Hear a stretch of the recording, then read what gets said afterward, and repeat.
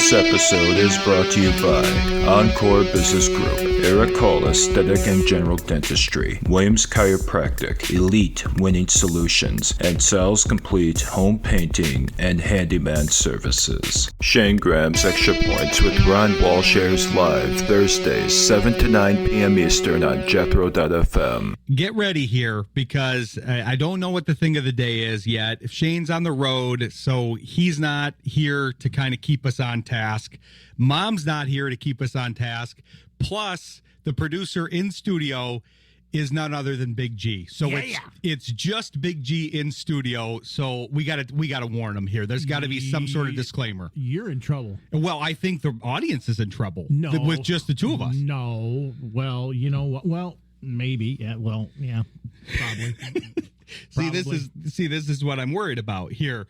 But so the big thing is obviously we've got to start with the thing of the day. So we were thinking about this in studio a little bit. I was giving Big G the different ideas. He was, this is supposed to be a yes and thing. Big G. I like improv. One of my favorite shows is Whose Line Is It Anyway? Yeah, I feel like radio should be kind of a yes and thing.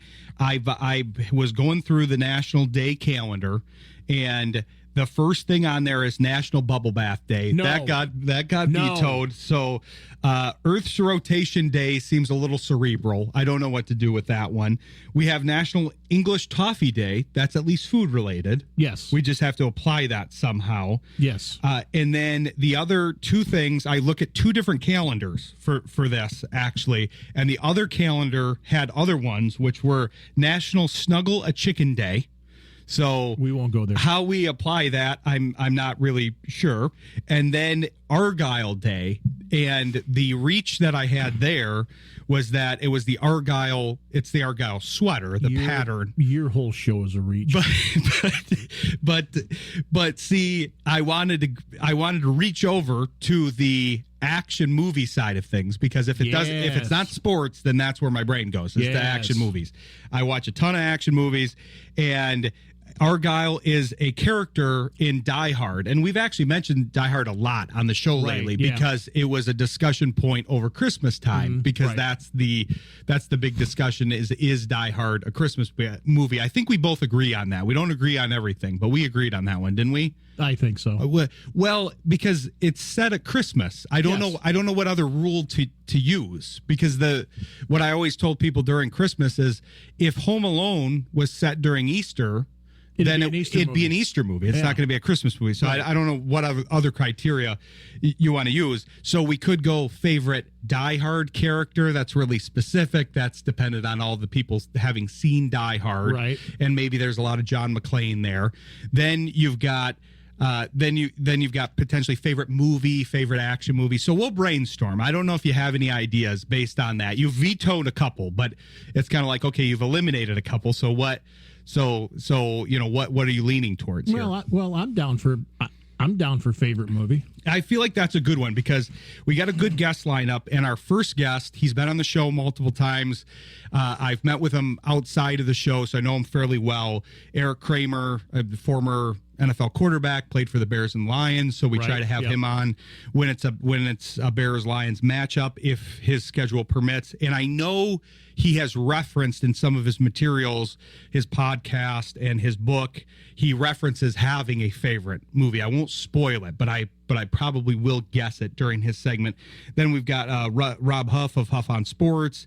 I think he'll be in on the movie conversation. And then Al Karsten's, this will be his first appearance on the show, so I'm excited to have him. He's Pride of Detroit. I did the live stream with those guys for the November campaign and met Al through that. So we'll have him on. But we've got some football to talk about, I feel like, before they come on, because that's going to be a lot of NFL related stuff. We're going to be talking Bears, Lions, basically for most of that, and then Lions off season, probably with Al, where are we headed, all of that. But in about 25 minutes, we kick off for the CFP semifinal here. Yes. Between Mississippi and Miami. I'm an Indiana guy. I always like going into that. You know that. Oh yeah. But but I'm gonna hold that for a second because that's the game tomorrow, and I know Indiana's a good story. I talked with Steve on his show about Indiana, and it's a good story. Objectively, that's not my subjective Indiana alumni status. It is a good story, but a competitive story with that is the whole Trinidad Chambliss thing. That's a great story. Ferris State transfer. I have loved that story all year. I've seen all of the Indiana games because I am an alumni, but I have also seen all of the Mississippi games this year because I got so into this story. As soon as Trinidad started, because he didn't start the first two games, and then he rolled in there as the backup to that Simmons, who's now already transferred because it's either Trinidad's job or they're going to get somebody in the portal. He's trying to get a waiver to play one more year. He's trying to get that six-year eligibility. But if you look at not that, I mean, these are things that can change, but I don't know if you ever use like the PFF, if you follow Pro Football Focus and do anything on their website, but they do a lot of player analysis and they have a mock draft simulator. It's pretty accurate. They move it around and they change it based on the information that comes in. Right now, Trinidad is basically rated as like a late day 2 pick right now. So like a late third round pick. That's his value. That's his assessment right now on PFF.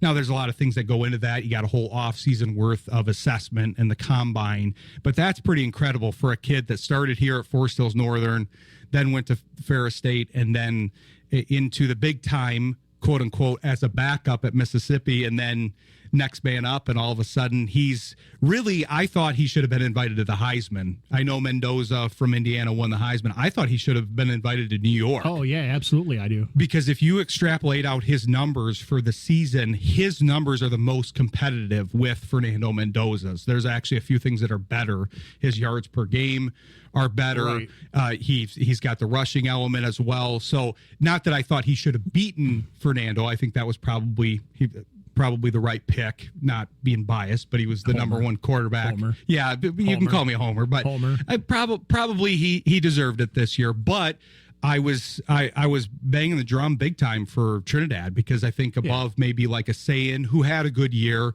but in Pavia, I think everybody would probably want to get Pavia out of there after his behavior here. After his F the voters. Yeah, you moron. So I think they would probably gladly cut him and put Trinidad in.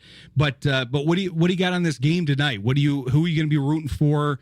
What do you think? What do you think's going to happen? It's a tough matchup because Miami's got a great defense and their quarterback is nothing to sneeze at either. They got Karsten back, the Georgia transfer. Oh no, I'm going for Ole Miss. I'm going for Trinidad. I've been rooting for him all season. If it gets to the ideal final for me is Mississippi, Indiana. That's what I've been rooting for a while. Obviously, I'll be rooting for Indiana in that final. Homer. But that would be the good. Even if Indiana lost, I would be happy for Trinidad because that's a great story. It is a great story. That's one of the better stories in the last few years here. So I'm excited about that. This is the most excited I've been. I'm curious how you stand on this. I know you're a Louisville guy as far as college goes, so it probably depends on their involvement in things to a degree. But you're a football fan. You like to watch a variety of football.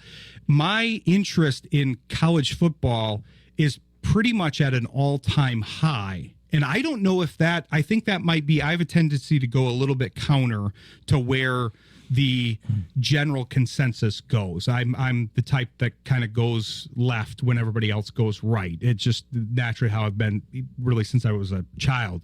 But I'm curious where you stand on this because college football as a whole has changed a lot over the last few years, and I feel like it's losing some people that used to say, hey, I'm here for the sanctity of the game, the purity of the game. These are kids that are playing. Well, there is no sanctity or purity anymore. And really, I kind of snickered at that to a degree even before the whole NIL thing because it's like, well, did you think they weren't paying the players before then? I mean, you know, there was still a lot of that going on. It just necessarily wasn't as publicized or as legal, but there were some things. I mean, coaches have admitted that, and people that were involved in it, players have admitted that. That's kind of one of the least held lies here. It's the worst kept secret in sports. Exactly. So, but I like it now that there is some more movement and these guys can go to programs that match up with them pretty well.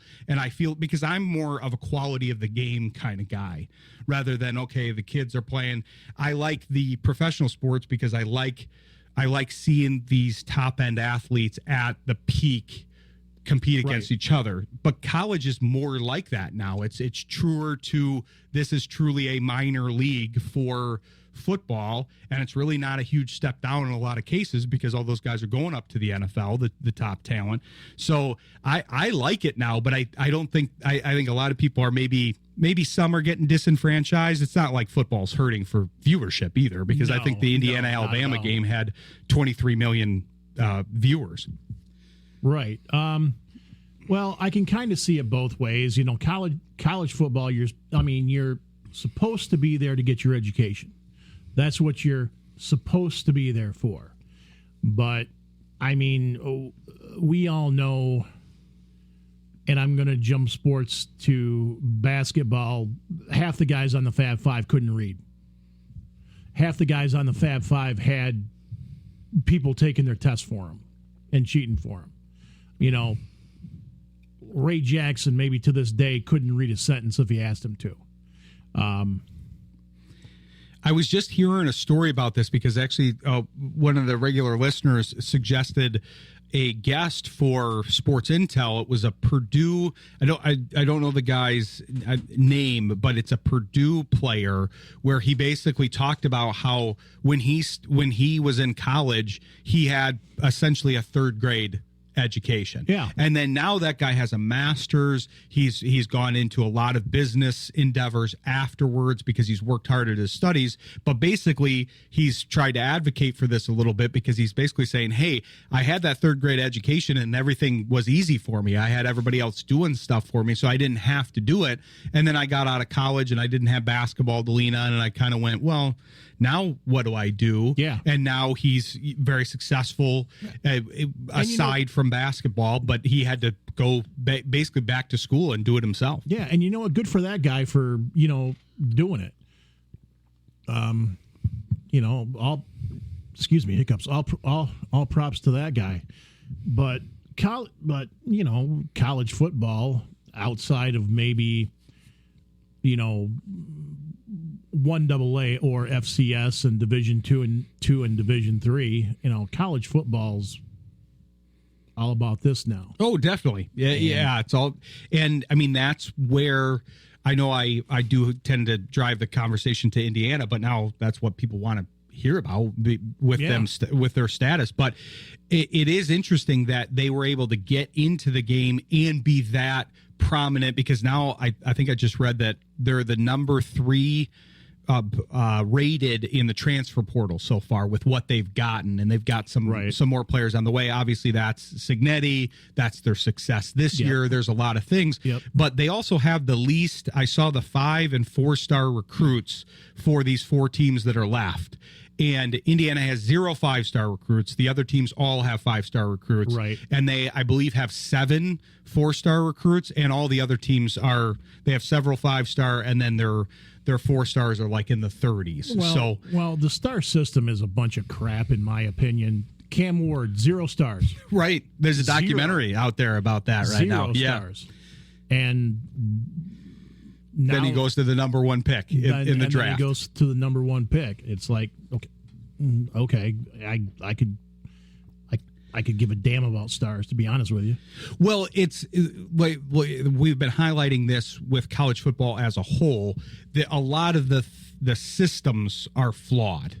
When you're talking about even like NIL and the transfer portal, it's going to need to be cleaned up because a lot of the things are flawed. That's one of the things that we hope to cover on the show in the off season. And I think they've taken care of the transfer portal pretty good with having only 1 now. I mean, you've got 1, and this is the time. So they can't leave during spring ball. They can't leave during this time or that time or whatever. It's now. That was chaos when they could basically just leave any time. Yeah, that's cleaned it up. There's just it's hard because there's not really a true governing body for this. I mean, yes, the NCAA, but they're not really in charge of what's going on in a lot of ways, because some things then have to be shuttled up to Congress because they have to get involved in things. It's like, that shouldn't be who's managing college football. No. They probably have other things on their docket here. So yeah, those are things that we're hoping to discuss as the offseason comes in here. But we've got a lot more football to talk about. We're starting off with Erik Kramer, author of The Ultimate Comeback. Great backstory if you guys being triumphant rather over a lot of difficult circumstances. It's a inspirational story. So we'll talk a little bit about that, but he's also going to be on the show next week where we'll talk more about his story and have more of a long form interview. But this week he's going to be breaking down the Bears-Lions game, talking about the quarterback play, and talking about the fact, Big G, that his record actually got surpassed this year because he had the record for the most yards in a season for the Bears. So we'll talk to him after the break. Stick with us. You're listening to Shayne Graham's Extra Points on Jethro FM. Really happy to bring on this next guest. Big G and him were talking here before we got him on, talking about some of the old days, but he's a great guest to talk about the current quarterback play, the current status of the game, and he's got a very inspirational backstory. We'll be talking about that a little bit more next week because he's going to be the first guest on a series that we're debuting, talking about long-form interviews with former players, and I thought Erik was a perfect one to do that. But we're happy to have Erik Kramer on the show. Again, friend of the show here. Erik, we usually start with the thing of the day, and it's a tough one, the thing of the day. I kind of tailored this one to you because we're going to go with Argyle Day, which obviously is a sweater pattern. I don't really think you wear a lot of Argyle, but then I used to have one. I don't know what happened to it, but anyway, I could see you sporting one back in the day for sure. But then I extrapolated that out to the character Argyle from the movie Die Hard because I'm a big action movie fan. Right. And right, so right. then, love that girl. So then we expanded it to favorite movie because I think I follow your stuff enough where I think I actually know what the answer is. Do you? Okay. I think I do. So if you want me to guess, I can, or I'll be honest in what my guess is after you tell us what it is. I think it's Shawshank Redemption. That's way up there. I would. That's in the top 3 for sure. So if it was on right now, I'd be watching it. If it was on right afterward, I'd be watching that one too. So I'd say that Saving Private Ryan, and just for fun, we'll throw Caddyshack in there too. That's a good one. Big G's giving a thumbs up to that. That's one of my favorites, and I feel like that's a good list there because you've got a heavy war movie, and then kind of an inspirational drama and a comedy. You've got to have a comedy to kind of cut things down after that. Caddyshack's one of my favorites. Rodney Dangerfield in that movie is impeccable. I can't get enough of him in that one. Yep. But no, that's a good start to the interview here. But we're excited to have you on. Appreciate you coming in back to back here. This is gonna be fun to kind of do both because I have to tell you, Erik, I just finished. I wanted to make sure I finished it before the interview today. I just finished the quarterback and the ex-con. Your podcast. Here. The quarterback and the con artist. Con artist, yeah. Yes. And good. Very, very good series. Oh, I thought it was great. I think I am going to be suggesting it to a lot of people here because it's a great combination, especially sports fans, but that type of story is so popular now, the whole true crime element of it.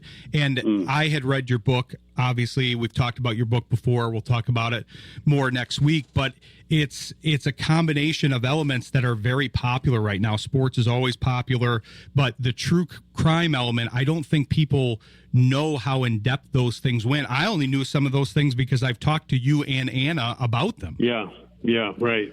Well, obviously, as you've learned, there's quite a bit to know in there, and I think it's one of the best stories I've ever heard about, and it just so happens it's my own. And but you're right. The book the Ultimate Comeback book that came out a couple years ago, at that time, Courtney Baird, who's the con artist you were referring to, Courtney had not yet been, she had not pleaded guilty yet. And I think there was a couple other things in there and that really couldn't be divulged or weren't resolved at that point. But then, obviously, with the podcast, that all changed. And so, yeah, it was a great effort by several people, and not the least of which Jonathan Walton, who hosted it and did all the research on it and did all the interviews on it. He was phenomenal. And Jonathan, just to give you a little background on Jonathan, he was somebody that I read about who had gotten taken advantage of. And I think he had an online address or something, an email address, and I typed it out and just was intrigued. And I don't know, 6 months later, I get an email back that's not signed by Jonathan Walton. And I'm like, huh. I go, Anna, do you think this is it? Jonathan Walton? And she goes, maybe. And so I reached out to him, and sure enough, it was. And so Jonathan, he was taken advantage of by a woman claiming to be an Irish heiress. This is years ago. And couldn't get anybody to take his case because it was somebody he had given, I think it was $70,000 or $80,000 to, $80,000 that he didn't have. And so she ended up getting arrested, and through a blog he created, other people had contacted him, and then so he did a podcast called Queen of the Con, and so it was obviously based on women conning other people, typically men, out of money, and so it was just a very, very talented guy, Jonathan Walton is. In fact, he wrote a book called The Anatomy of a Con Artist that came out about, 6 months ago or so. And so, yeah, it was a great venture and something I'm very proud of. And along with the help of people like Jonathan and Anna and several others, my son Dylan and other people were interviewed that I just couldn't thank enough. So, yeah, that was a very worthwhile effort. As you mentioned, it serves as kind of an epilogue to your book in a lot of ways, because you couldn't close that particular chapter for various reasons. And so I like that. I thought the format was great. I didn't realize that about Jonathan Walton until the end, because he starts to talk more about his experience in the last few episodes. So I had listened to the first few, and then I caught up on the rest of them over this last week or so. And I didn't realize that until then. And I didn't realize that he actually got involved in your court case and everything, and was in the courtroom for some of the later stages of your very lengthy court battle. Yeah, it was. He was phenomenal. So he lives downtown L.A., and so that's where the courtroom sessions, when they occurred, that's when they took place. And so, he was able to come down for a couple of those. And anyway, it's, Courtney herself is a really deplorable person. And I remember, so it was after she had, this was the day she was charged with 12 felonies. She admitted to 4 of them. And so Anna and the criminal courts building has 2 sides to it. And so Anna took one side and Jonathan took the other, and they both had their iPhones with them. And I think it was Anna that captured Courtney saying, "Oh, it's all over now." It's like no remorse, no nothing. And I remember Anna going, "Oh no, it's not over for you."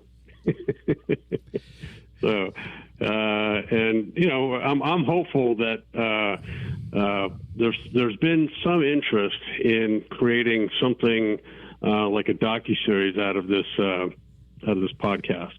So that would be nice if that happens. That's what I was thinking. It seems to be prime for some sort of movie format, whether it's more documentary or based on true events, whatever the format is. It just, I think it would do very well and be good to get that story out there, both for your benefit and the benefit of the people involved, but then to benefit all these other people. Like you're saying, you met Jonathan that way. There's a lot of other people that are suffering from different elements. Sorry to cut you off a little bit, but it's an indictment really on the legal system. And yes, Courtney played her role, but and without her, none of this would have been possible. But this happens every day, and this is legalized theft. So there are actually people that make money off of this court system being alive and well, and so a lot of people made money off of me. So, I'm gonna. If I had to guess, I would say Courtney stole about $300,000, $10,000 of which were. I had a son, Griffin, pass away. He was 18 at the time, and Courtney knew him, and so she stole $10,000 of a memorial fund. That's all it had in it, and every nickel of that came in after Griffin had passed away, and so. Altogether, I'd say she stole around $300,000. But the court system, legally, I spent $400,000. So you tell me who's the bigger thief? Oh, I know, and there's that piece of it. There's the con artist piece of it that we're highlighting, and then I think this has been in the news. I didn't realize the overlap between the big story in the news regarding this, but the conservatorship, the element of it is also a piece of it. It's educational about that part of things too, because that played into this, and I didn't realize that the lawyer that helped out with Britney Spears' conservatorship that became very newsworthy and was in the news cycle for a long time. I didn't realize she got involved in your case. I didn't know that until I listened to the podcast. That's right. So there's like here's a situation where I'm recovering from a brain injury. How I survived a gunshot wound to the head, I still don't know, but I'm thankful that I did.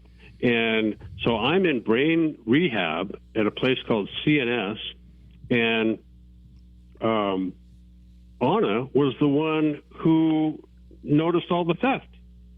And so the detective at the time was a guy named David Linkshite, and David Linkshite came to see me at CNS. I don't remember 1 second of our meeting. And so it was clear to everybody who this was. Later that month, I think it was, Anna told me it was, I think, October 30th or something of 2016,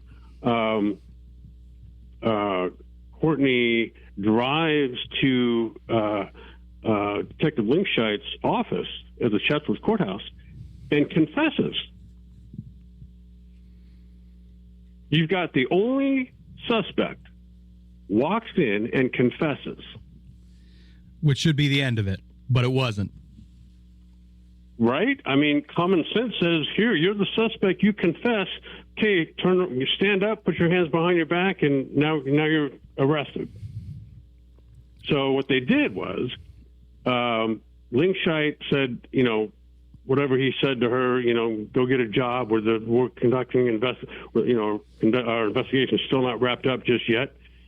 He takes it to the district attorney, the assistant district attorney at the time, and she decides not to arrest Courtney Baird.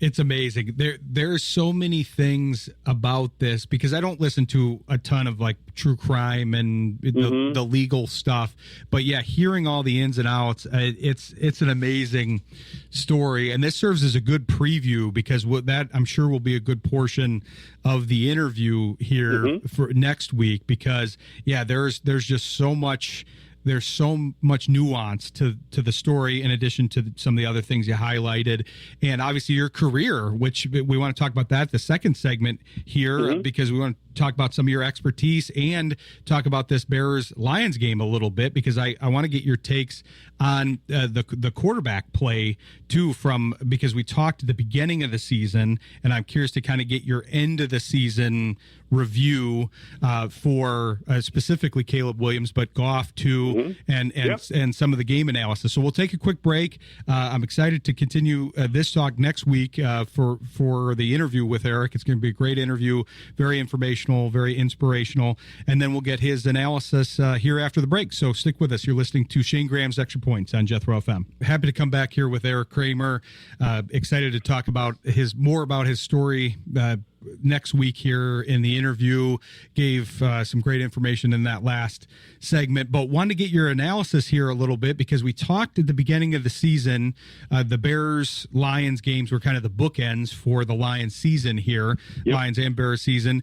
You obviously have ties to both teams. You do some analysis for both teams, and I'm curious kind of what your thoughts were, especially on the quarterback play, because that's your position of expertise. I know at the beginning of the season, the starting point for Caleb Williams, you weren't really sure if he was kind of grasping the offense with the previous coaching iteration and going through things properly, but he kind of got a little bit better handle, it seemed. Ben Johnson got a hold of him. They improved the offensive line, but I'm curious of kind of how you saw his season evolving here.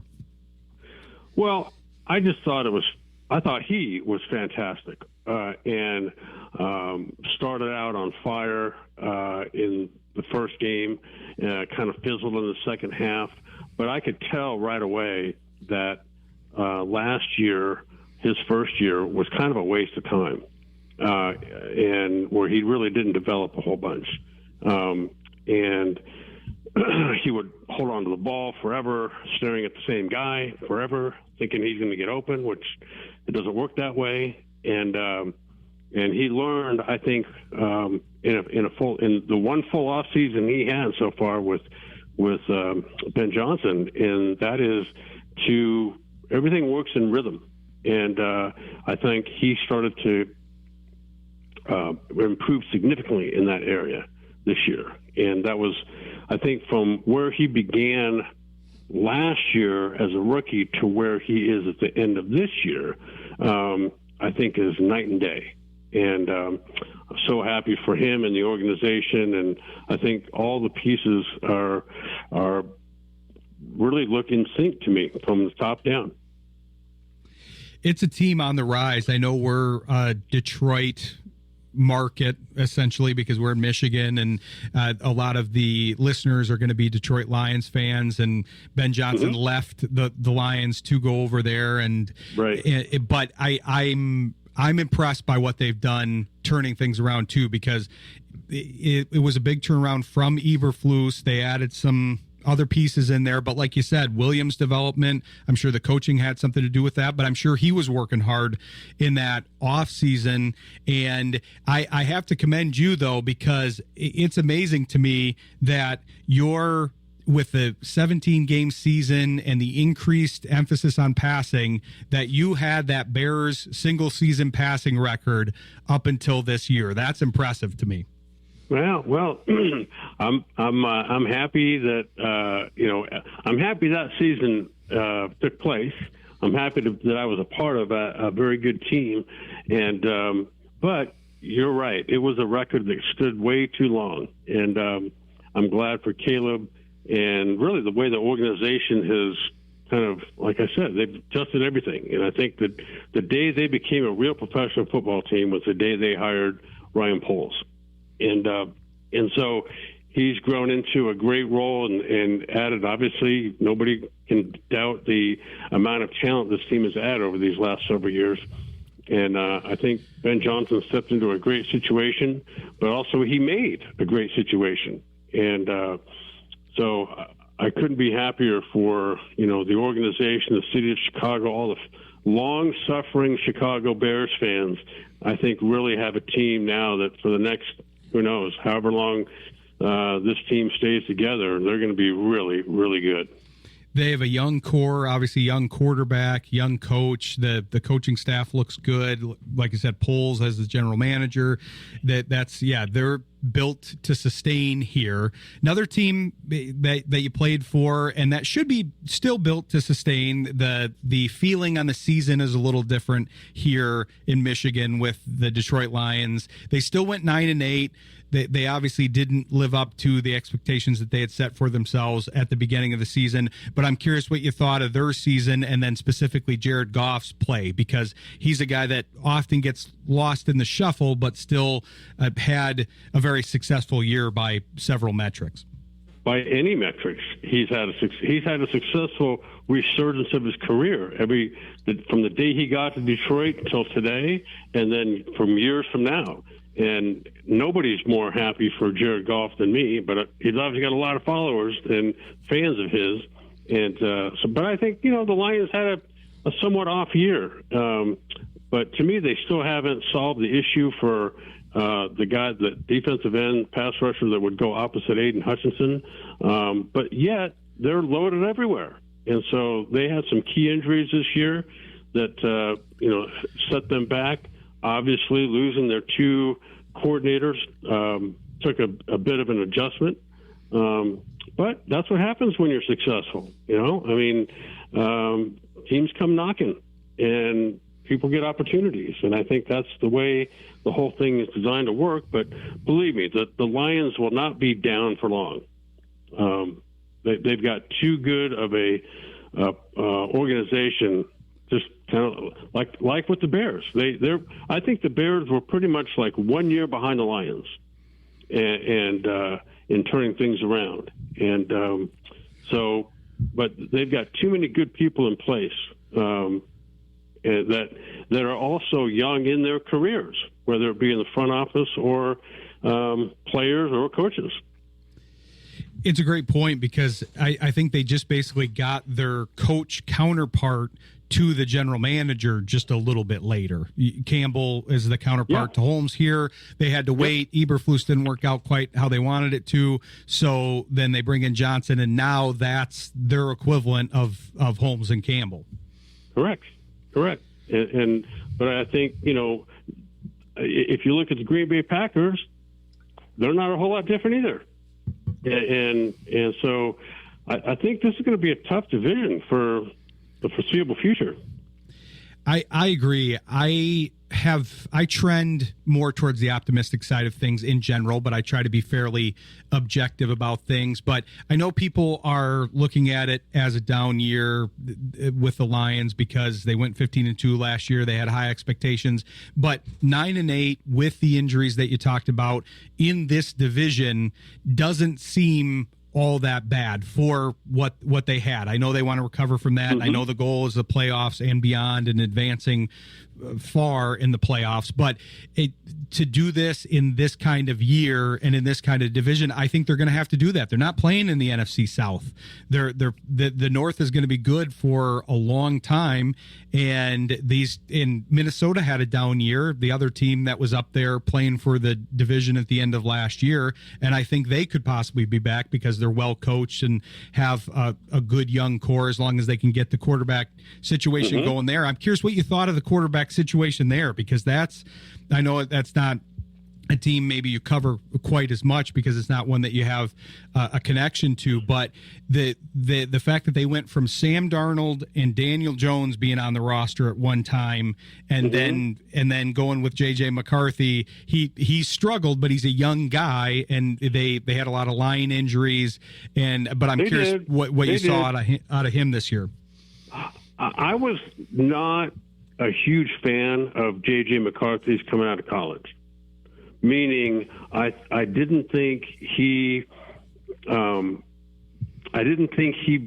played the game with enough rhythm in his drop back and progressions. Everything he wants to throw is hard, and that's just, to me, not the way to go about it. And early with anticipation and moving defenders around and manipulating the defense and those types of things that I think McCarthy is a little bit behind the curve on. Not that he won't get there eventually, but I think we all see the drastic difference between Sam Darnold last year and J.J. McCarthy this year. That's an interesting observation. That's not one that I've heard much, because he had the reputation of being a very cerebral quarterback coming out of college. But I think that was more from like a storyline standpoint, because he'd be at the goalpost stanchion doing the meditation and trying to visualize everything. But that's different, as you know better than anybody, than actually doing that on the field. And like you said, moving people around with your eyes and going through and actually mastering that on the field. Those are two very different concepts. Yeah, I think there's, and I'm just talking about the way he moves around and his throwing motion and that sort of thing. It's if you match up him and Sam Darnold, they're not even close. And Sam, to me, plays the game now, and it doesn't matter what team he's playing for, that he moves with his feet and eyes in sync wherever he goes. He looks people off. He's accurate. He throws with anticipation. I can't say those same things about J.J. McCarthy today. I see that. And Darnold obviously kind of had a slow start. He was part of the Jets organization, and that has been a tough start for several quarterbacks in the recent era here. But I do think... Here's my thought. Go ahead. Yes, he started with the Jets, and let's just say he got, he was in a bad coaching situation there. I don't even remember who the head coach was that was there when he was there. But eventually he worked his way over San Francisco with Kyle Shanahan. And that's where I think Sam Darnold learned how to play football. And then obviously keeping it going with Kevin O'Connell, and that's and then where he's at today with Seattle, they run a very similar offense, and so that's and that's why I think coaching does matter, and it's when you're a position player, it's very helpful to have, I'm sure that J.J. McCarthy learned quite a bit sitting behind Sam Darnold for a year. But when you've got a coach that's there that can, collaborate with you and help you see things and start to direct the game around, that's even better. I guess the two work hand in hand, because eventually you got to play. But you also have to take it upon yourself to take everything you've been taught and apply that to what you're doing. And I'll give you an example, like to get off of J.J. McCarthy for a second and back onto Caleb Williams. I'll bet you last year, or even the first part of this year, there was never a time when Caleb Williams, through the course of film study, went in the early part of the season, I'm talking about, went to Ben Johnson and said, "Hey, here's a set of plays I really love for these reasons," and then sat down and showed him. I guarantee you he does that today. And my point there is that I think J.J. McCarthy isn't there yet in that way. I think the team wants him to be there in that way. I just don't think he's there just yet. And these quarterbacks and players evolve at different rates and all of that too. Correct. So that's part of it. But to answer what you were saying earlier about Darnold, he was one of, I think there's several quarterbacks like this that kind of did evolve a little slower, especially with a quarterback change, or a coaching change rather, early on, because he had Bowles his first year with the Jets. He was with Todd Bowles, and then Adam Gase his second year. So to your point, then he ended up playing for a better offensive coaches, Shanahan and then O'Connell too. So so yeah, that stuff does matter. But that's a great analysis of the pertinent. I guess we didn't cover Love, but we can do that another time. But kind of an NFC North quarterback roundup because it's going to be a good division and it's going to be competitive, and they're going to have to all deal with that. So it's going to be fun to watch, especially your two former teams that are going to be rivals, I think, for the coming years. But we're excited to have you on to cover that. I'm excited to have you next week to go in a deeper dive here in your backstory and with everything that happened. But tell people where they can follow you. I know you've got a lot of stuff going on. You've got the book, you've got the podcast, advertise whatever you have going on currently here. Okay, great. So the book is called The Ultimate Comeback. It can be found on Amazon, and I'm actually probably within a week or so, I'll have the audio version of it up as well, and then the podcast, which is called The Quarterback and the Con Artist, can be heard on anywhere you hear podcasts. So iHeart, not iTunes, iHeart, and Apple Podcasts, Apple, Spotify, yeah, all of it. Spotify, all of it. Yep.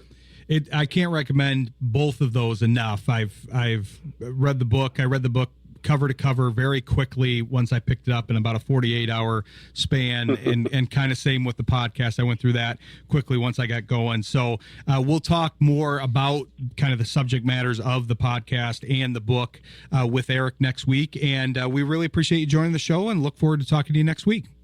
You got it. My pleasure as well. Thanks. Okay, take care. Thanks, Erik. You too. Talk to you next week. Okay. You Thanks to Erik Kramer. Appreciate him joining us. We're going to kind of stay on the Bears side of things here because a friend of the show, Rob Huff of Huff on Sports, will join us to talk about the Bears. It's been an up and down season for him specifically with his Bears fandom, but he's got some good articles out already about the pending offseason, but they're not in the offseason yet. They're in the playoffs, so we'll talk about the game, talk about their playoff hopes, and maybe a little bit about the offseason if we have time. So stick with us. You're listening to Shayne Graham's Extra Points on Jethro FM. Happy to bring on this next guest. We previewed the game with them. We're going to do a little bit of a playoff preview with him, hopefully, here. And he's now back to writing. I see he's already writing about the offseason. I think he's too used to writing about the offseason at this point in time. But I have to remind him that they're headed to the playoffs here. But I think we did this last week or one of the previous weeks that you were on, and we talked about Christmas movies. The theme of the day is similar. We're just going flat out favorite movie today. So that's even tougher than Christmas movies. And you can do a top. Erik Kramer was before you, and he did a top 3. So maybe that's like 3 that are in the mix. He had a good top 3 too. Okay, so I heard bits and pieces of Erik as he was talking as I was trying to put a kid to bed and then help other kids with their homework. So buy me another 15 seconds. Do you recall what his top 3 were? I do. So I guessed with him because some of he mentioned in his podcast that he did that he has a tendency to watch Shawshank Redemption often. Yes. The reference to it is a little bit on the darker side. So I'll save people from that to probably until next week where we'll talk about it. But that's the reference in the podcast. And then he had Saving Private Ryan and Caddyshack. I love it. Perfectly all over the place, just like it should be. Exactly. That's kind of because I don't know how you view it. If it's like a desert island style, like, hey, you can only watch these movies. And so then you need a little bit because, I mean, I'm a big action movie fan, but if you only bring action movies and don't mix in a comedy, then you're kind of going to get a little burned out from the one category. So I thought it was nice variety. We can also hold the answer for a little bit too. No. I just needed a moment to pull up the spreadsheet where I keep track. That doesn't surprise me. Haven't reorganized it in a while. It's currently a list of 63. It's hard to get on the list. You've got to be a pretty sweet movie. I've got to like you a lot. I have to have watched you a couple times. I'm gonna go in reverse order here for you, and I'm gonna start at number 3 with Idiocracy, Mike Judge's follow-up to Office Space. Okay. I don't know if you've ever seen it. I have seen it. Yeah, recently, actually. More recently. I wasn't familiar. I knew about it, but I wasn't familiar with it until recently. So that's kind of an off-the-board pick. I like it. That's a good start. Well, just wait until we keep going here. Number 2, Flip-Flops, because this is, you say we're in the action space. It's either Edge of Tomorrow or Man on Fire, and I don't know if you've seen either or both of those. Edge of Tomorrow, Tom Cruise and Emily Blunt in a time loop movie. Just love it. It's like perfect sci-fi action film, incredibly rewatchable, really intense, really smart script, just a fun watch. And then Man on Fire is your perfect classic Denzel revenge movie. Got everything, and not particularly well received by critics, and I don't care. It was just an awesome movie. So Man on Fire is definitely one of my top ones. I don't know if it's in my top 3, but I've seen it many times. I'm very familiar with it. I don't understand why it was low rated, because to me, that's the exact type of action movie I like. I don't necessarily need the cinematic quality that it was. You can give me Commando with Arnold Schwarzenegger, where they actually blow up an army, like one of the toy army men. They have a scene where he's blowing up a compound, and it's actually just army men that they light on fire. It's not exactly a cinematic masterpiece, but I like the theme, and then they took that theme and applied it with a great actor, Denzel Washington, gave it a little bit more of a true backstory and cinematography. I was surprised that wasn't as well received, but like you said, I don't care. Usually the movies that are well received, I don't particularly care for. So that's not a good thing in my book. So that's a great one. So that flip-flops with 3 or 1, the one that we're about to hear. So yeah, those. What I would tell you is that whenever I give a top 3, one of those two, either Man on Fire or Edge of Tomorrow, gets the 2 spot, and Idiocracy is in the 3 spot. So the 1 spot, for a long time, my favorite movie was Hoop Dreams. Still love Hoop Dreams. I hope you've seen it. If you haven't seen it, I will lend you my disc of it. Just an unbelievable 4-hour early mid-90s documentary that's like the most amazing thing you'll ever see in your life. But then I had daughters, and then I started taking daughters on trips, and my wife and I started taking them around the world, and Moana happened. And Ryan, when Moana happened, Rob was done. Great music. The Rock is in there. Disney movie. All of my kids want to watch it all the time. It checks every box. And I realized at some point in my mid-30s, that's just my favorite movie now. For this stage of life and for who I am with the girls, it's my favorite thing to watch. I don't watch it by myself, but I'll watch it with them literally every time they want to. Well, that's what happens when you're a father. I'm not a father, but my friends like you that are fathers, that's what ends up happening. That's the movie that you've watched the most, is whatever the kids are into. It ends up being a movie that you see 50 times, whether it's Frozen or Moana or whatever it is. But Big G, I got to bring you in here because so I like that we're seeing the softer side of Rob Huff here. This is why we ask these questions. But is Moana as his top answer as random as me programming with him before the segment to say peanut butter on a cheeseburger when he was on for the last time that the 3 of us were together? I hate you. I had to get the reference of course that. You had to get the reference. But Moana is pretty random, and I've got 2 boys, and Cars is my favorite movie. There you go. Same thing. There it is. Same thing. So that's perfect. I had to get that in there. That is still my favorite. That's one of my favorite moments on the show, is when we talked about the peanut butter on the burgers. So, Big G's, he's a red. Shut up. You love it, Big G. One of these years, I'm going to try it just to see what it tastes like, but I'm not ready for it right now. It is interesting. I will say that. And then he softened to the concept of the peanut butter and the cheese combined, I think, later. So that's, I mean, there's that. Does not sound good. I know it's an odd combo, but I like the tour that we've been on through this segment. A rather odd tour, but we got to talk about your Bears here, because it's a weird season. We talked about it with Erik Kramer in the last segment, and he was a little bit critical of Caleb Williams at the beginning of the season. Obviously not so much now. He praised his development and everything, but it's funny to me, the juxtaposition of this, because you were not excited at the beginning of the season when that was going on, and then you got excited, and then they lost both times, but the result still is the same, that they're ending up in the playoffs. And this is what I wondered, because obviously for the Lions side of things, I think that's kind of best case scenario in a lot of ways. You had a 9-8 season, so you ended up with a winning season, even though it wasn't what you wanted. You got some momentum. You got to beat Ben Johnson twice, which I think is important for those guys internally. And then you still got a decent pick. You still got the fourth rated schedule in the division, which I think will factor in, because the Bears, not to undercut what they did this season, but I think that helped them this season versus having the top schedule that the Lions had. So now that'll basically be inverted for next season. So we'll see how that all shakes out. But it actually occurred to me that this might not be that bad a thing for the Bears either, because does this kind of give them a little bit of an edge, a renewed edge heading into the playoffs, saying, hey, we got to rework some things so that we're not coming down to the final play like against San Francisco, and we're not getting outworked. I don't want to say outworked, but outclassed by a Lions team that really didn't have a lot to play for.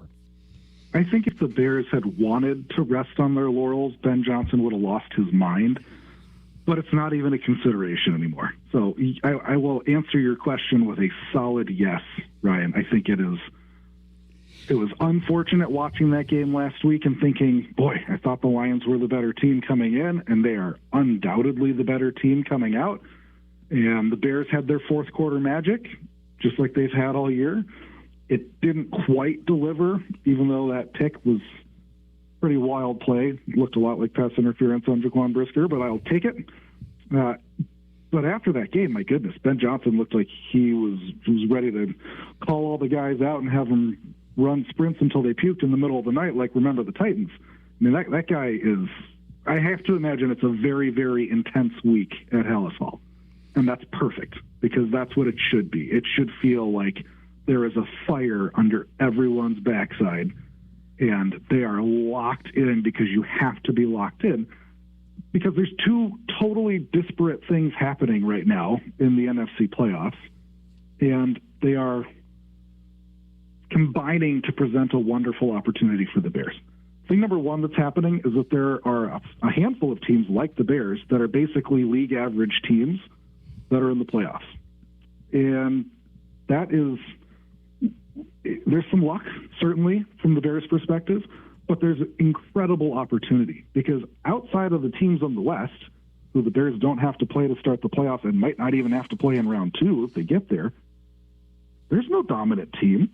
The window's open. Like the door is wide open to continue advancing here. And so the team that is able to lock in and focus up and take advantage of tiny opportunities has a chance to have a really special season without being an elite roster. There's no 2023 Lions roster, maybe outside of Seattle, and even in Seattle, Sam Darnold looks a lot like a pumpkin in the last 6 weeks.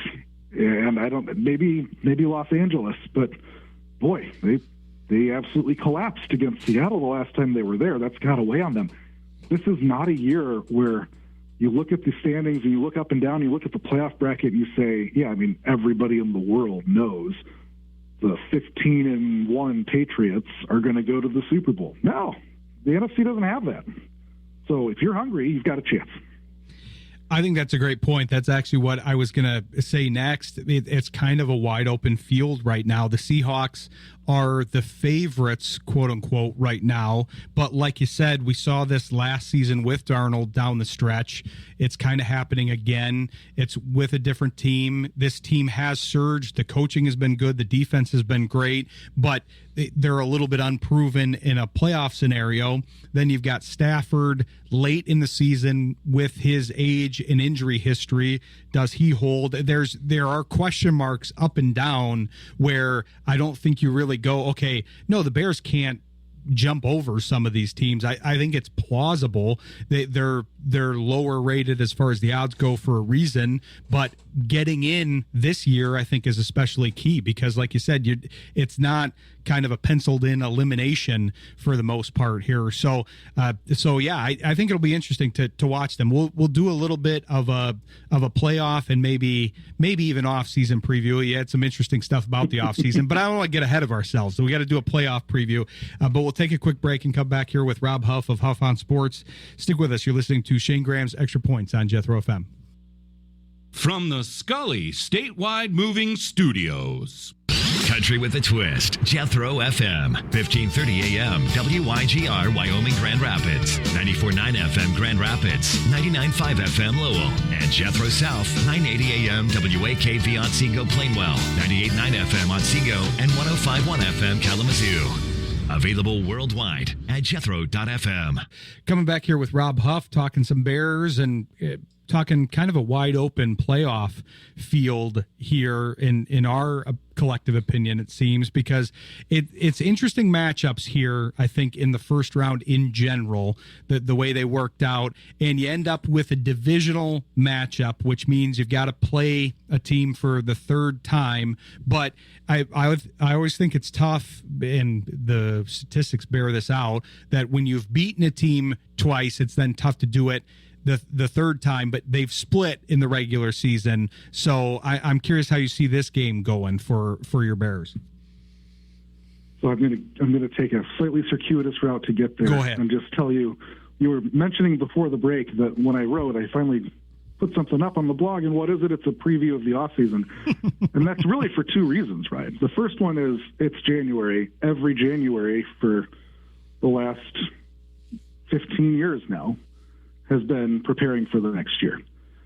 Even when they made the playoffs in 2018 with that dominant defense and second-year Mitchell Trubisky, we all remember Cody Parkey banging balls off the uprights and finally hit one off the upright and then the crossbar to miss with the double doink. And that's it. That's the playoff resume for the last 15 years. And so in my brain, I'm conditioned to think it's time for the offseason now. But the other thing that was happening was, as I kept thinking about this game, and kept thinking about Bears-Packers Part 3 and looked back at Parts 1 and 2 and looked at the rest of the Bears season and especially the last probably 2 months of the season as they've really rounded into form, I keep coming back to, I have no idea. I know what the preview says on paper. The preview on paper says the Bears should be running the ball nonstop. DeAndre Swift has had a spectacular season. Kyle Monangai has been a nice player as a seventh-round pick, but it's the offensive line. The interior offensive linemen, Drew Dahlman, Joe Tooney, Jonah Jackson combined him as 25 snaps on the season. Not games, not quarters, but snaps. Those guys have been together all year. They've been road grading on the inside. They've gotten great production from Darnell Wright, former number 10 overall pick at right tackle. Ozzie Trapillo at left tackle is coming back from a kind of gnarly hamstring quad injury, but he looks like he was probably 50-50 last week. He should be good to go this week. Just let your offensive line open holes, run the ball at Green Bay, control the game on the ground, and you're in good shape. And all I come back to is there's no way. Ben Johnson's not going to do that. He's going to run the ball plenty, but he's not going to say it's 65-35 run to pass. He just won't. He's hardwired to say, I want to be creative. I want to take my shots. And by the way, when I look at my passing offense and I see Caleb Williams throwing the ball to Rome Odunze, DJ Moore, Luther Burden III, Colson Loveland, and Cole Kmet, I have advantages. I will have advantages on every play. Every single snap where I have Luther Burden matched up against the slot defender, I have an advantage. I'm not going to just give that away and only run the ball. So what's he going to do? I don't know exactly. What's the game flow going to dictate? I don't know. How snowy is it going to get? I don't know. this is the beauty of playoff football. When it's not obvious coming in what the outcome is going to be, I don't know anything other than sit back and watch and enjoy. Playoff football is going to be chaotic. Nobody really knows where this one's going, and these teams are, on the whole, too evenly matched to have a really good feel for it. That's where I keep landing. It's a great place to land because you hit on something that we talk about on the show some, but I don't think it's talked about enough, which is a lot of this stuff, when you try to analyze it, comes down to game script. But thankfully for the Bears contingent, they're a little bit game script impervious because they're not necessarily going to be in the hole if they have to throw. They're okay with taking control and running the ball and using that offensive line. So that's a good thing given weather elements and what you can see in the playoffs. You want to be able to do things different ways, to win different ways. They've done it with the defense too. That's obviously been very turnover heavy. That's kind of how the defense is played, but I think they can probably be stout come the playoffs as well. So I think that's one of the big advantages of Ben Johnson, and there's a lot of things that people missed, I think, about Ben Johnson this year. But one of the things that wasn't highlighted enough was he just kept everything off kilter. He kept the defense off kilter. He ran plays in odd times, and that was by design because he said, okay, this is a 3rd and 6. They're expecting a pass, so we're going to run. That became a little bit more predictable after he left. And for the Bears, with the variety that they have, especially when you add in Caleb Williams' legs and the strong offensive line, they've got a lot of options, and he used them well. I think Ben has definitely been enjoying the depth of this roster and the fact that there are a lot of different playmakers in different spots, and you can give them the ball in different ways. It can be a quick screen to Burden. It can be a screen pass to Swift. It can be Monangai running behind a light front. It can be Swift running behind a 9-man front. There's no thing that you can't do when you have that group. That you have every option available to you. And certainly this is not the norm for the Bears. It's no big surprise to everybody that the offense is not exactly known for being explosive. But that's what it is right now. It's a young, explosive group of guys, of playmakers all over the place with an offensive line in front of them that can make just about anything happen. And so I think the one thing that's not going to happen is Johnson won't get pigeonholed into one spot. He's not going to get stuck saying, all I'm doing is running or all I'm doing is throwing, unless the game gets way out of hand through 20 minutes. If it's 21-3 Green Bay in the middle of the second quarter, all right, I don't think he's going to run the ball a lot. But that's not a Ben Johnson choice. That's a football game flow dictation. You can't run the ball a lot if you're down by a ton and you need to be scoring a ton. Exactly. That goes back to the game script conversation. So it'll be an interesting matchup. I do like that matchup as a whole, Green Bay versus Chicago. And yeah, I can't see them falling down like that early, but you never know what's gonna happen. But there will be a lot of fans in this area watching that. It's the divisional matchup. I know that Lions fans want to get in there, but hopefully next year. We were talking with Erik about the pending rivalry here, but we'll have to wait till next year for that. But hopefully we'll be able to check in with you throughout the playoffs, especially if the Bears go on a run here. Then we'll definitely want some Bears coverage. Otherwise, we'll be checking in with you for the off season, because I did like I was talking with Big G in the first segment about the PFF mock draft simulator, and we have a lot of overlap in the players, in some of the players that we were going after. I noticed when I do the Lions draft and you did the Bears. So we'll have to talk about that as we approach the draft. But be sure to tell people where they can follow you, especially as you do hopefully cover the playoffs, maybe some, but at least the off season where your bread and butter is. Certainly, yeah. So it's huffonsports.blogspot.com. Mostly Bears coverage. There's always a little bit of Penn State stuff right now, but in this exact moment, my head is swirling. I think they hit 75 players between folks going into and then coming back out of the portal. I don't know what to do with that. I don't know what college football is right now. So probably going to be a little more Bears focused for a little bit here. Yeah, and that's a very, very exciting thing for me to be able to do that in January and talk about actual football games that are happening. It's wild. It's foreign territory, but it's the most exciting foreign territory there is. If you would have told me at the beginning of the season that obviously we knew we were going to have you on around this time because the Bears-Lions matchup had been determined. If you would have told me that we would have been talking about a Bears playoff run that was fairly wide open, the Lions being out of the playoffs, Penn State having all of this turmoil, and Indiana being the top team in the country, I don't think I would have believed you, no matter how convincing you were. Yeah, sorry, I've got to get one thing from you, Ryan, before you let me go. How you feeling about that Peach Bowl? We were talking a little bit about, we actually focused more on the matchup tonight here, since that's first. And I would say I have a tendency to talk about Indiana a lot, but really not until recently. We really didn't include it in the coverage much because we were such a Michigan-based show, and then highlight the teams that Detroit plays against in the pros. But I think it's going to be a tough matchup. I think if you kind of look at the other hottest team right now, clearly Indiana's hot. They should be on top. That's weird to say, but they have earned it.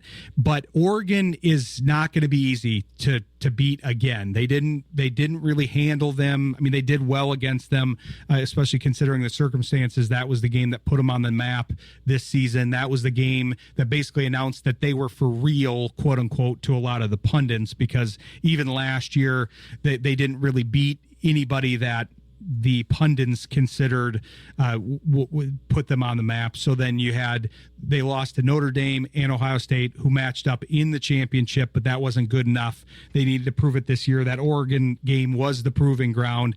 But those two quarterbacks are going to be paired together, similar in probably draft evaluation, and those teams have a lot of talent. And so I'm never feeling good because it's Indiana and I don't know how to feel. So that's part of it, but Oregon is going to be a tough matchup here, because to play them again, no, they didn't have to beat them twice over the regular season, but to beat them twice, I think, is going to be difficult. So I like both of these matchups. I like the matchup on the other side that's going on right now too. I feel really confident that Indiana is going to just completely handle Oregon and win by a couple of scores. And I also felt most confident last week that Georgia would have no problem with Mississippi, and that Ohio State was going to clobber Miami. So take it for what it's worth, Ryan. I don't know what's going on in college football, clearly.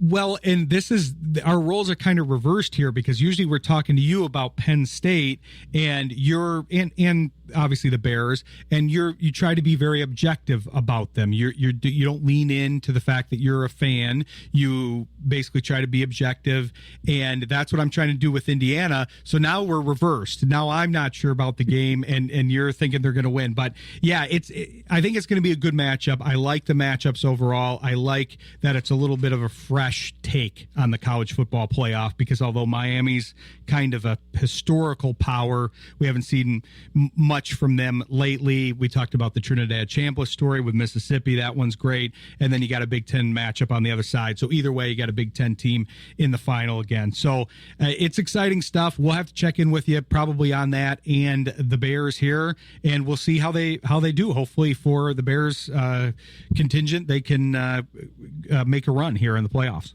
To all those Lions fans, make sure you remember to root for the Bears. You don't want to root for the Packers. You don't want to watch that green and yellow team keep playing football into the end of January and into February. We've done that way too much in our lifetimes. Big G seems to be on the fence by the gestures that he's making, but I'm with you. I'm with you. I'd rather have the Bears than the Packers, I have to say. I'm hoping for a 0-0 tie and the stadium falls in.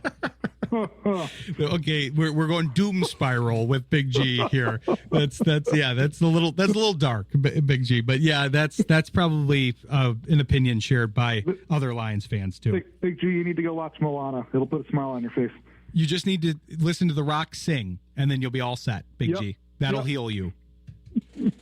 Go take your peanut butter and put it on your cheeseburger and watch Moana and do whatever you do.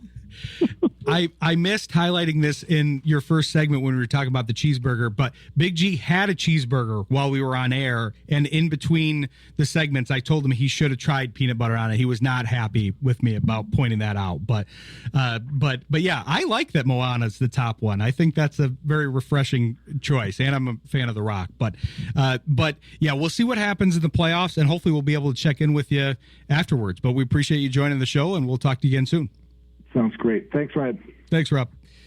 Thanks to Rob Huff. Appreciate him covering a lot of different things for us there. He's very knowledgeable about sports and football as a whole. But we're going to bring on Al Karsten of Pride of Detroit. We're going to talk about the Lions side of things. Big G's excited about that, given the fact that it's been focused on the Bears here so far. But Al will take us through his thoughts on the Bears game and where we're headed into the offseason, especially after the Brad Holmes press conference today. So stick with us. You're listening to Shayne Graham's Extra Points on Jethro FM. Excited to bring on this next guest. We kind of met each other over the Pride of Detroit Movember live stream that they did. Great stuff there. We were promoting that all through November. Hadn't had him on the show yet, so wanted to get him in the mix. We've had some other Pride of Detroit folks on. But Al, since you're not familiar with the show, we do ask everybody kind of the question of the day. And since it was a little amorphous today, we decided it was a good lead-in for that with the beginning of that song. But we decided to go with favorite movies, and it's kind of morphed into top 3 movies. So I don't know if you have that on the fly for us, but it doesn't have to be exact. We won't check your work. Our last guest actually had a spreadsheet of his top 63 movies. We only went through 3 with him, but I'm curious here if we have Al Karsten's top 3 movies. Okay, I'm going to go with Superbad, and going to go with Departed, and boy, I don't know. I got to throw in like a Remember the Titans. Actually, let's do that. That's good continuity right there, Al, because we had to Remember the Titans reference in the last segment. So he kind of spoke that one into existence there. He had a Denzel Washington movie in his top 3 and mentioned Remember the Titans. So those are good. These have been good lists so far. You, Rob, and Erik Kramer have all had very good lists. So these have been good. But we appreciate you joining the show. Excited to talk some Lions. It's been mostly Bears talk, it feels like, for the beginning part of the show. We had some good quarterback analysis from Erik that mainly centered around, mainly talked about Caleb Williams and actually J.J. McCarthy. But I wanted to talk about the Lions, wanted to get your takes on the season as a whole. I know people are disappointed, but that last game seemed like a little bit of an inflection point here. I'm curious where you stand on it, because I tend to be more optimistic, but especially finishing the season that way, beating Ben Johnson twice, going 9-8, finishing with a above 500 record, still basically swapping the most difficult opponent schedule with the Bears, because the Bears go to 1 and the Lions go to 4 this year. All of that happening, plus having a little bit better pick, I feel like that's not a bad end to what ultimately was a disappointing season compared to what we had as the expectation at the beginning of the season, coming off a 15-2 season. Yeah, and I think you're right, how it is pretty fortuitous how they thread the needle nicely of still getting the 17th overall pick while having a last place schedule. You're not going to find that often. So that worked out kind of nicely. That's something to build off of. And I think how Dan Campbell said it, I believe, on Monday, that they're going to make this matter. Maybe this happened for a reason. Like, they're going to make the most of this opportunity. And maybe for longevity purposes, for sustainability, they needed to be punched in the mouth by some of those better defenses and to have a wake-up call on where they were going with roster building and decisions they were making with philosophy. So, yeah, I don't know. I would probably be huffing and puffing right now if they hadn't beat the Bears. That was a nice silver lining, especially since they kind of dictated that game. They took the ball, they went down, they really played a good game of keep away from Caleb Williams, I thought, and that seemed to be the goal, was to try and get up, take the ball away from him, not let them run often. They did a good job by shutting down the run game, which we hadn't seen that as much as of late. And then the other promising thing was Calvin Shepard seemed to be a little more malleable than maybe we thought, because he ended up playing zone coverage on over 90% of Caleb Williams' dropbacks. So, he's still in the first year of defense coordinator. He's still learning it on the fly. A lot's happening. I thought there was a lot of promising things. But I do think really that week one is going to linger with us, that Packers game, and then how ugly that Vikings first loss was and the 3-game losing streak. So I think there are things that are going to leave bad taste in the team's mouth that they're going to want to build off of and build their team so that doesn't happen again. I think there's multiple great points in there. One, I want to start with the Kelvin Shepherd thing, because I do think that I know that people were kind of hard on him and the situation as far as obviously he had the coordinators turning over, but there was the element of I don't know why the visual was a little bit different for the fans, how they took things in, because I felt like this year's injury issues were as significant or almost as significant on the defensive side. That's hard to do, and we don't need to get into the weeds and compare all that, but missing that safety pair at the end of the season and having all those defensive backs gone at the same time had to be tough to plan around for Shepherd. I know he wasn't making excuses with that, and you shouldn't, and it's football, and you have to play through that. But I'm with you. I think the fact that he was able to find some things by the end of the season and do some learning himself probably helped him stay on the good side of things, versus once Morton was removed, there wasn't a lot of coming back from that. He gets let go. We'll talk about that and potential replacements for him and how you foresee that going. But I'm with you on the big picture too. You have the fact that I love what Holmes and Campbell have done so far. I think they have a very good track record, but it probably maybe they needed a step back to take 2 steps forward here and say, okay, we've got to tweak what we're doing too, because not only are we tweaking things within the organization and making the players and other coaches tweak things, but hey, maybe we need to do it as well, because the strategies that we were using, even though they might have been some of them fairly well conceived, and yes, things happen, that led to some strife that maybe could have been avoided by some different moves at the beginning of the season. So I'm with you that it might be a 1 step back, 2 steps forward kind of thing. Yes, totally agreed. And I will say the safety aspect, while they were dealing with the Terrion Arnold and DJ Reed injuries, is kind of critical, because this defense, they made a point to re-sign Kirby Joseph, and we're probably, and still might, give an extension of some sort to Brian Branch. Like, they place a premium on how much their safety play dictates that defense, because they want to live in a world where they get to play that single high. Like, they want to play more single high safety than just about anyone in the league. I know, Jim Schwartz will do it, and so will Vic Fangio, but they really want to play single high and mix and match those two, and it requires a certain skill set for both of them. It requires versatility there. So, just the fact that they were ready to have Avonte Maddox, Thomas Harper step in, kind of just shows you that they were prepared and placed a premium on how much the safeties mean to this defense. And I do think the safeties getting hurt did also impact the run defense to some degree. There's no excuse for some of the regression in run defense in the back half of the season, especially from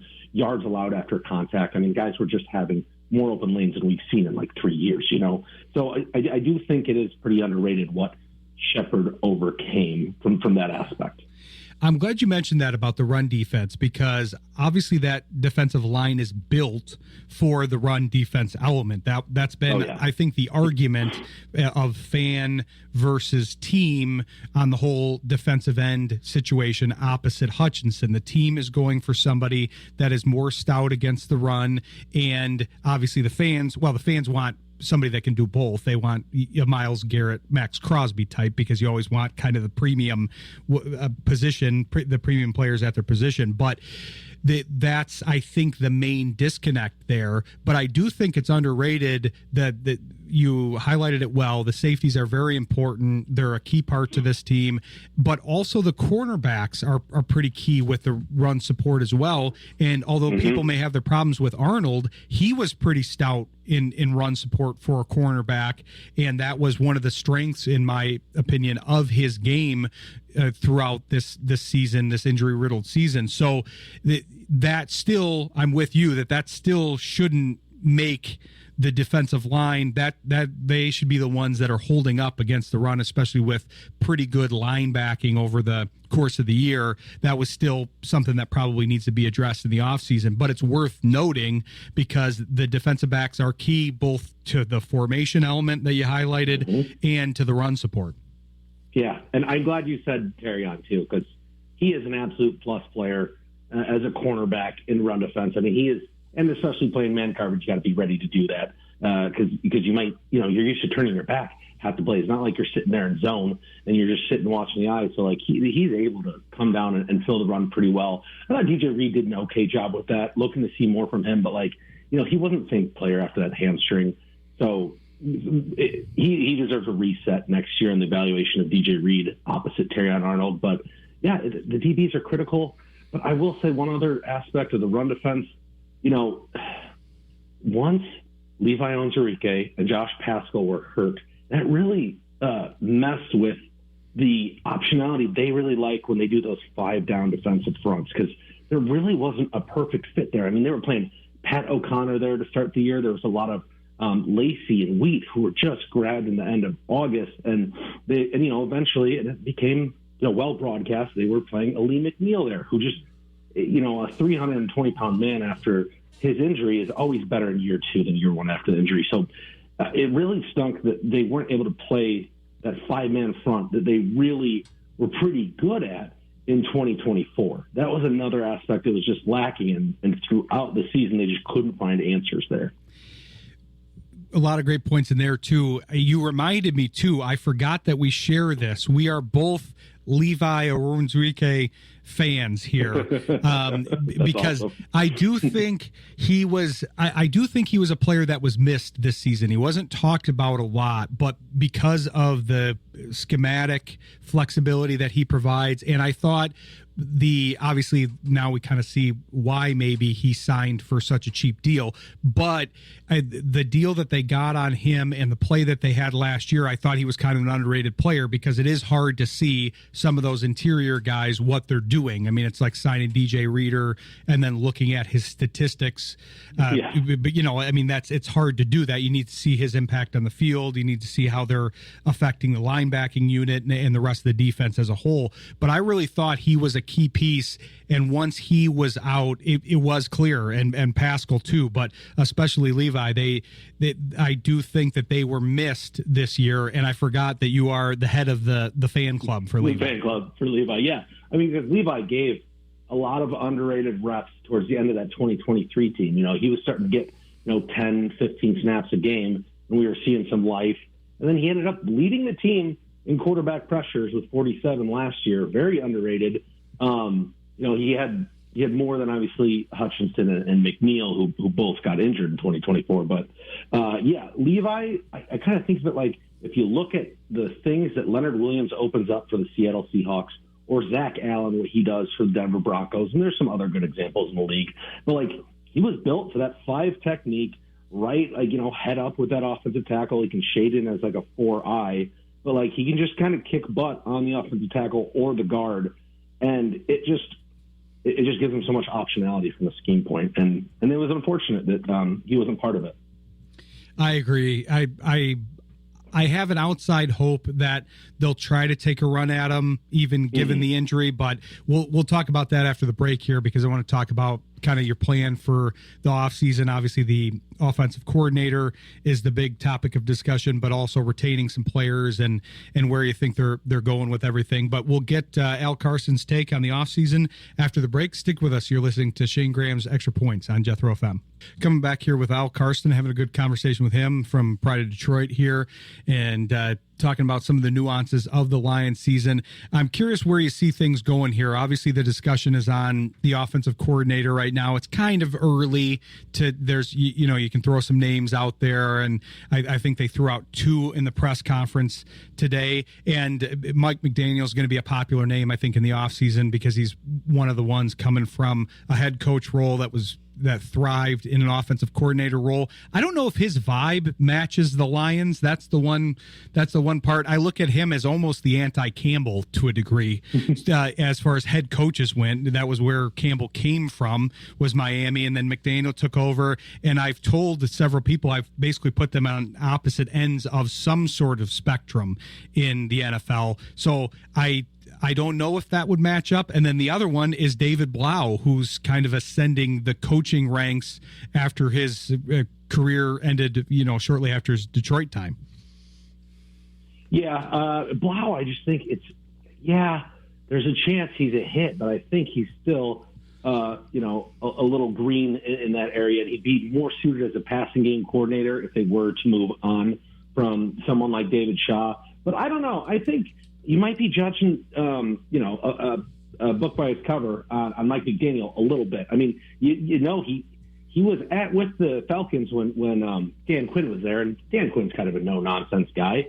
And, he also was under Shanahan for a long time. And Mike McDaniel, he did overcome the adversity of, alcoholism. And, I think he is he could meld well with Detroit. I mean, he uses fullbacks. I mean, the Dolphins love using Alec Ingold, and I think it could be a good mixture of he is competitive, even if he looks, like meek, mild-mannered. He's a competitive, fiery dude based on all accounts from players and everything. And I think it could be a good mixture with Dan Campbell. I think, he could extract some of the best elements of Dan Campbell, and that would most enhance his candidacy to be a head coach again. And vice versa. I think it could, a little bit of that friction with Dan Campbell could really uplift some of the elements of this offense and add to it and complement it. And because right now the offense this past year, for the most part, felt stripped down, they were trying to keep the same elements that Ben Johnson had with the duct tape, bubblegum, paper clips and stuff towards the end there. So I really like Mike McDaniel. I'm more intrigued by him. I thought about it throughout the season as an option. They had the winning streak to the end of the year, but I think he actually could be a tremendous fit for them. I'm actually with you. I'm saying that a little bit tongue-in-cheek. I think it's the sunglasses that he wears to a degree. Sunglasses, it's the designer clothes. Because don't worry, I had multiple group chats saying similar things about him. Because he's definitely a unique character. And he was a wide receiver at Yale too, who was known for his blocking prowess, and he was a ball boy with the Denver Broncos when he was a kid. So he's tough skinned. They'd give him crap. By all accounts, I think he's a football guy. It just doesn't come off his appearance by the sunglasses and the $100,000 watches and stuff.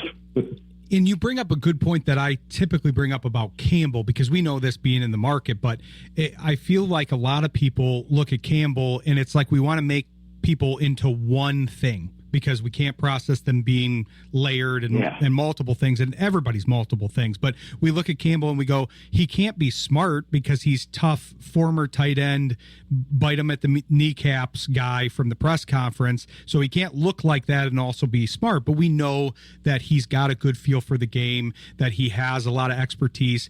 But when you compare him to, say, like a Ben Johnson or a Sean McVay or a Mike McDaniel, you have to kind of put them in that category, because you can't exactly look at them and say, oh, well, yeah, Mike McDaniel with those sunglasses looks tough, but it doesn't mean he can't be tough. He just is built in more of a slight manner. Doesn't mean he's not tough. Doesn't mean he didn't come up through the ranks, like you said. And I think you highlighted a point in there that I think is a good one. I think they've done, you said this in the first segment, and I think it was one of the better points in the first segment out of many, but you were talking about how maybe it's something where Holmes and Campbell needed a little bit of a wake-up call. Maybe McDaniel is the result of the wake-up call from Campbell's side of things, because he's had a tendency to hire people that he's very familiar with, people that are a little bit more grizzled and old school to a degree, whereas McDaniel may be that counterpart that he needs on offense to say, no, I can be the the Ben Johnson to your Dan Campbell and bring out kind of the more explosive side and not necessarily be as old school as a Morton, who struggled to get to that part, keeping the defense on their heels. And I mean, McDaniel is going to be one of the most coveted people in this coordinator cycle, because I mean, the guys that come from being a head coach and clearly were good at the coordinator side of things. He worked with a lot of talented folks, as you highlighted. I do think he's going to be one of the most coveted ones, and the Lions have got to have one of the top jobs out there from an offensive coordinator standpoint. Oh yeah, I think something that John Morton failed at was play sequencing and setting up plays, within the same look, formation, same motion, and then exposing the defense with counter punches. And I think the play design and play sequencing by Mike McDaniel is pretty extravagant. Like I think it really could uplift what the Lions currently have. Exactly. That was a part that I think Campbell was trying to fix, because I do think he has some skill with that, but then there was the bandwidth issue of having to call plays and do all the other things that he does. So I think everybody is leaning towards, okay, we got to get a play caller in here. But what are some of the other priorities in your mind? I think people are kind of expanding too far. They're kind of going into a little bit of a spiral of, oh, well, we have so many things to fix. Well, a 9-8 team that had a lot of injuries, it might not be as dire. So I think they're more centralized, but I wanted to get your opinion on that and kind of what the offseason priorities will be after kind of working out the coaching situation here.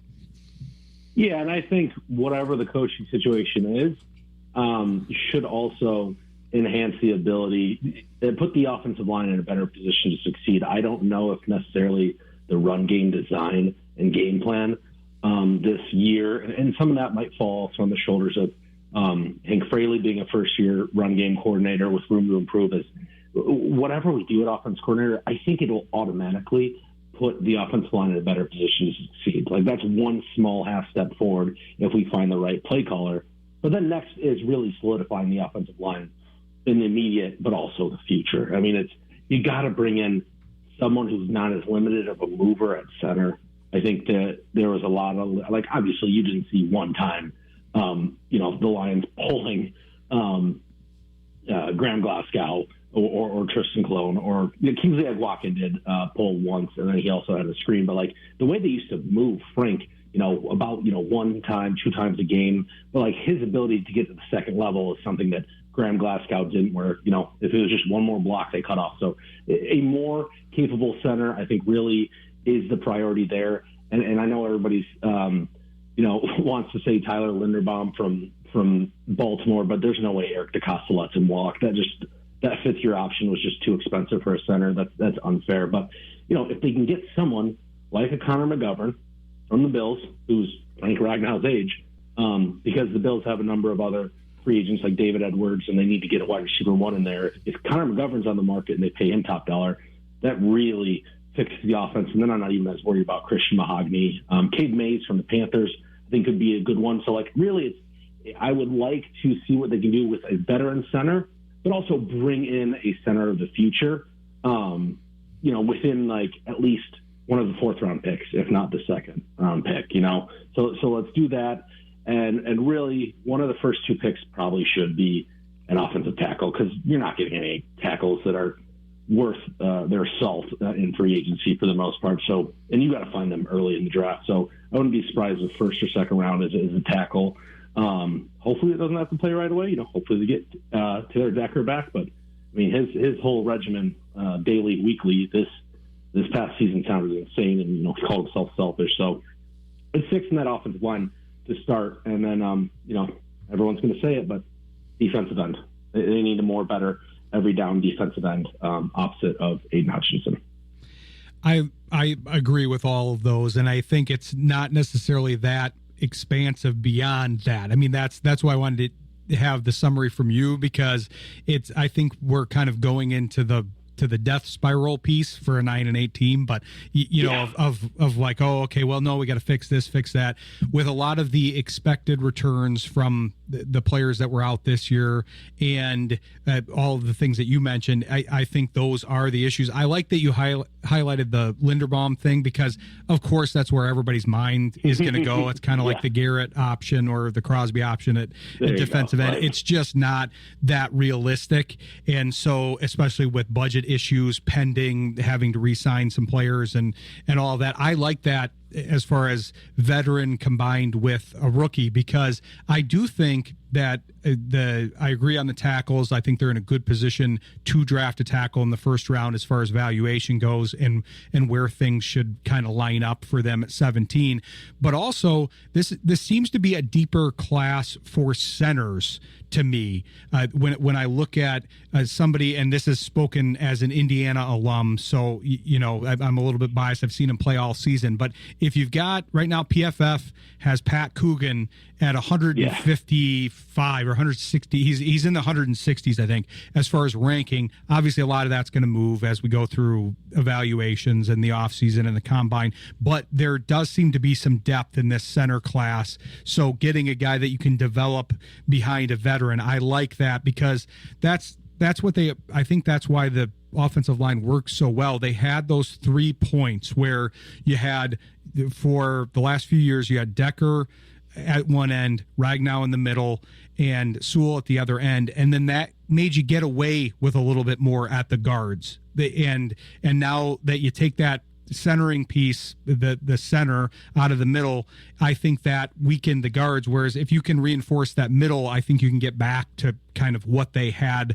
before. And Mahogany doesn't look quite as bad with recovering from his injuries and reinforcing some of those other parts around him. So I do think offensive line is going to be a priority, though, and it doesn't seem to be a bad draft to do it in. No, it's great. It's an ideal draft for those positions, honestly. Tackle, center, guard, like you said, Pat Coogan from Indiana. But even if they go a little earlier with Connor Lew from Auburn coming off the injury, or Jake Slaughter from Florida, and then I feel like a lot of Lions fans already like the idea of Logan Jones as well from Iowa. So like there's some good boys up front at center, like you said. In addition to Pat Coogan, I have a friend who he's probably sent me like 10 mocks this week, and I swear Pat Coogan's his guy in like the 4th round every time. It's a good positioning with their picks because I have a tendency to do that too. That's the one I always want, except when he gets stolen above the pick there. But it does make sense. But all those, I'm glad you highlighted those other guys because they're all worth mentioning. They're a little bit earlier, maybe not, depending on where Jones lies. He's kind of after Coogan right now. But I think valuation wise, once they go through the process, he could get a pretty big bump. But all those guys could be the center of the future at either a day 2 or day 3 pick, and that's kind of what you want at this point. But really appreciate you joining the show. Glad we could do it here. Been wanting to do it for a while, and we'll look forward to having you back on. But tell people where they can follow you here in the meantime. Always check out my work and all the other great work at PrideDetroit.com, led by Jeremy and Eric, everybody there, but also just football guy _Al on Twitter. Be sure to follow him and the Pride of Detroit folks. I think now that I've had you on, I think Eric's the last remaining one from Pride of Detroit. I think he's the only holdout here. I talked to him briefly on the live stream, but I haven't had him on the show yet. So we'll try to get him maybe around the draft because I know that's one of his places of expertise.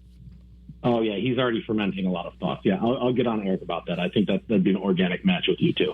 Perfect. Yeah, it'd be fun to have him on. We always like having the Pride of Detroit guys on, but we'll look forward to having you back on in the future, and we appreciate you joining the show. All right, thanks. Can't wait. Thanks, Al. Have a wonderful week. All right. Take care. Thanks to Al Karsten and the rest of our guests, Rob Huff and Erik Kramer. We've got Mom now in studio with Big G and I. Yay, Mom! So Big G's excited that he doesn't have to deal with just me anymore, and he'll have to deal with me just a little bit more after the break. So stick with us. You're listening to Shayne Graham's Extra Points on Jethro FM. I want to take a minute to thank the rest of our sponsors: Encore Business Group, Erik Hall Aesthetic and General Dentistry, Williams Chiropractic, Elite Winning Solutions, and Sal's Complete Home Painting and Handyman Services. Appreciate all their support. Appreciate Big G keeping me on track here. He had a lot to keep on track since Mom wasn't here. He had to keep the board intact. He had to keep me intact. I don't know if that worked. We're still in one piece at the end of the show, so that seems good. Yes, it is good. Good stuff today, kid. You done good. You might have a future in this radio thing. I haven't, don't tell anybody, but I haven't been fired yet. So we still got 3 minutes. Yeah, I might you got 4 minutes. I could just go to the song now so I don't get fired, but I'm gonna push it a little bit. But I have a question for you though. Yes, sir. Because we didn't get your movies. We talked about movies a little bit, but do we have Big G's top 3 movies? Number 1, Casablanca. Oh, I can't go wrong with that choice. Number 2 is well, I won't go in any order. Yeah, besides it's tough Casablanca. to pick. Ferris Bueller's Day Off. Okay, classic comedy. Yep. And there's a movie with Russell Crowe called A Beautiful Mind, which is absolutely fantastic. That's a great one. Those are great. Man, these lists have been really good today. All of them have been unique from each other, but good choices here. So, yeah, those are good ones. Beautiful Mind's great. That's an underrated one. It is a wonderful movie. That kind of got stuck in between some things, I feel like, with when it came out and in his career and all that. The Oscar for Best Picture. Yeah. It's just not one that I hear mentioned as much. There's that meme where he's got the numbers in front of him and the equations in front of him, but I just don't hear it brought up as much anymore here. But we've been checking on the game, so they just kicked a field goal, Mississippi did, to tie it at 10-10. So we'll be following Trinidad and the crew here as we go off air, and hopefully he can pull out the win, because I'd love to see Mississippi-Indiana matchup for the final, but Indiana's got to do their job tomorrow. What do you think of that game, Big G? I know I always talk about Indiana, but what do you got in that Oregon-Indiana game? I talked about my opinion of it a little bit in Rob's segment. I'll tell you what, Mark Cuban's put a really good team together down there in Indiana. So, and I mean, the coach is no nonsense. I mean, the coach looks like he can kill you with just a stare. But yeah, I think it's going to be a good game. I mean, Indiana hasn't done anything to suggest that they can't beat Oregon. So I'm gonna jump on the Homer bandwagon and say Indiana. I love it. Hey, we're closer to Louisville than Oregon, so I mean that's fair. It's bordering state there. So I say you're right about Cignetti, because he'll kill you with a stare and a quip. He always has quips for everything. He's got comebacks for everything. He's a good coach. You mentioned Cuban. We talked about some of that on Steve's show, because that's been huge. They haven't really been engaged. I don't know, probably for various reasons, especially because the football program has not been something they've really paid attention to.